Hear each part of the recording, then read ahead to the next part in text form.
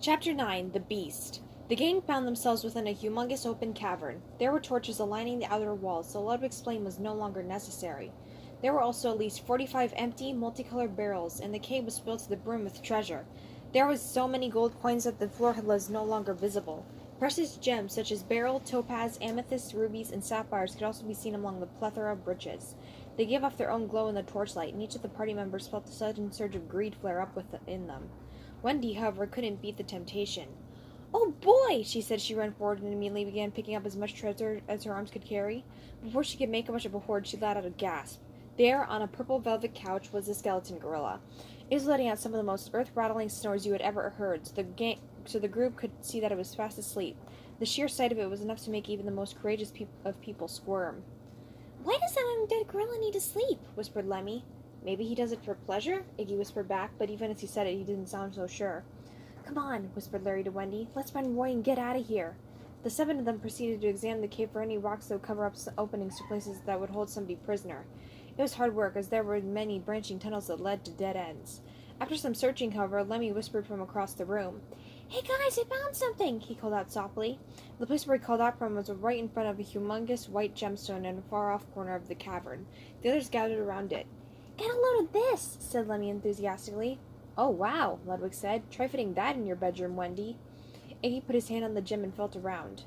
"Well," he said, "based on the color and the texture, I would say that it is a diamond. Diamonds are usually formed in the mantle, not near the surface in caves. And even if they did form near the surface, the chances of them forming at sizes like this is pretty slim." Morton looked pensive. "I wonder," he said. He went forward and knocked on the diamond. "Hello? Is anybody in there?" From inside the blocked-off room, Roy, Kamek, and Bowser heard Morton knocking. All 3 of them instantly got excited and ran up to the door in order to communicate with the party on the outside.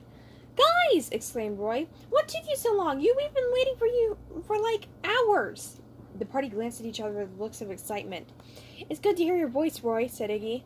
"I'm sorry, we?" asked Wendy. "What do you mean by we?"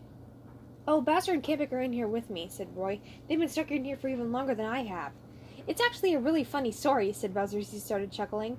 "You see, Kamek and I—" "Yeah, let's not tell them the story right now," said Kamek with annoyance in his voice.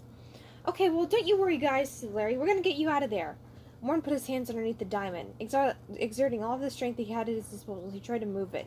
Unfortunately, it was as if the thing had been welded to the walls with a hot glue gun. It wouldn't budge. Next, Ludwig tried to use his telekinesis to get the gem to move. The diamond was illuminated by a bright, glowing blue light. However, Ludwig's efforts were just as futile as Morton's. "I believe that the rock is enchanted," said Kamek. "You need to get my wand and a spellbook in order to move it." "Your wand and a spellbook?" asked Wendy. "Where are we supposed to find those?" Everyone glanced over at the skeleton gorilla, snoozing away on his couch. Tucked underneath its arm was a spellbook, and Kamek's wand was gripped in its hand. The Koopalings glanced at Ludwig, who begrudgingly floated toward the skeleton gorilla. As quiet as a mouse, he managed to get the spellbook out from under its arms without much of a problem. However, retrieving the wand was a much bigger issue. When Ludwig grabbed a hold of the wand and started to pull, he found that the grip the gorilla had on it was pretty tight. "Man," he said quietly, "for someone who doesn't have muscles, this gorilla is pretty strong." Ludwig gave one last mighty pull, but couldn't get the wand loose. Instead, he toppled over backwards. During this time, Iggy was a nervous wreck. He was shaking like jello in a blender, and at the sight of Ludwig falling over on his behind, he gave one loud gasp that was loud enough to echo all throughout the hallway. This caused the gorilla to stir, but thankfully not to wake up. Ludwig gave one alarmed and angry glance at Iggy, who gave a nervous and quiet chuckle as he started twiddling his thumbs. Ludwig then tried to pull on the wand telekinetically. He seemed to make progress with this plan. Unfortunately, as he pulled the wand towards him, the gorilla's arms came with it. He attempted to pull the wand upwards toward the ceiling, but when he did that, the whole gorilla sprang upwards off the couch and floated in midair. Ludwig was now in serious danger of waking up the snoozing monster. Iggy's shaking transitioned into trembling. He now couldn't look at the whole affair because he was so nervous. Terrified, he recoiled into his shell. "Oh, tell me when it's over," he said. Then he felt somebody tapping on his shell. "Anybody order a spellbook and wand?"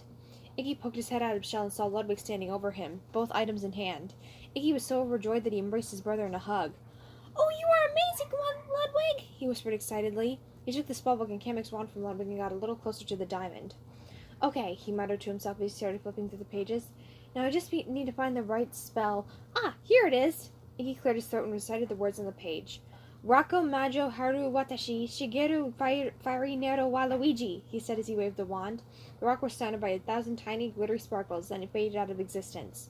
This allowed Roy, Kamek, and Bowser to break out of the room. Well done, everybody, said Kamek joyfully as he retrieved his wand from Iggy. Yeah, 2 big thumbs up to every one of you, said Bowser as he gave everyone the thumbs up sign. All the Koopalings smiled. They loved getting words of praise from Bowser. It was the biggest reason why they tagged along with his evil schemes. Celia stared at the Koopa King, her eyes glittering. She let out a tiny squeal of delight and wrapped her arms around his midsection in a hug. Oh, I've been waiting so long to meet you, she said happily. I can't believe I'm actually here right now. Bowser stared down at her, looking confused and uncomfortable. Who is this and why is she hugging me? The Koopalings exchanged looks. They weren't sure if now would be the best time to drop the news on Bowser that he possibly had a daughter. We'll explain later, said Iggy. For right now, let's just focus on getting out of this cave before Skeleton King Kong decides to wake up.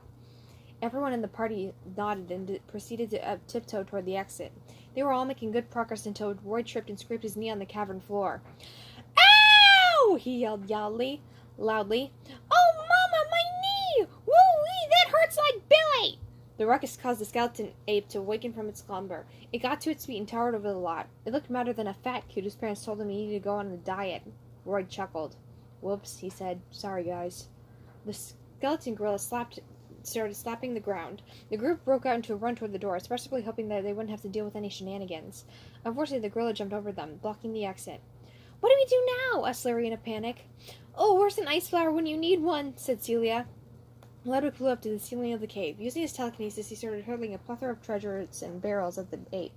However, it covered its head with its arm, so it didn't get severely damaged.